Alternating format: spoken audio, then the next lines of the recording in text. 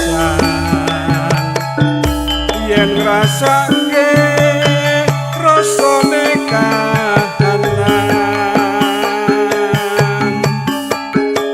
ngalor ngidul kebingungan kepiye carane ledo arep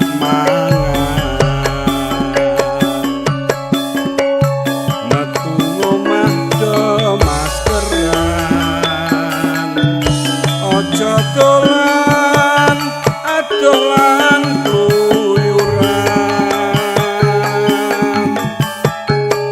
eling karo kesehatan done omah mundhak kena kuman virus corona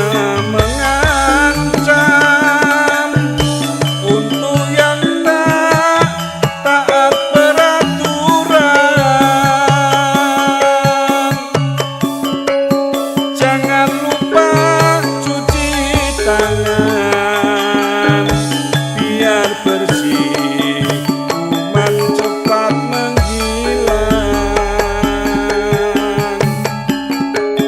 ojo balik ojo mudik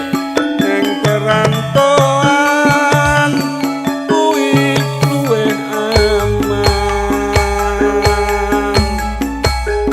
mergone pancen kahanan gawe peraturan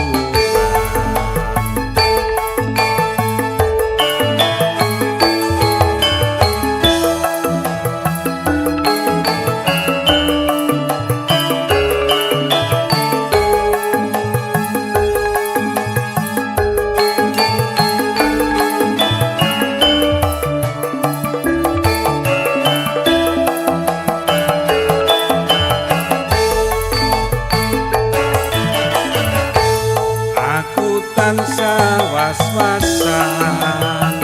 yen rasake rasane kahanan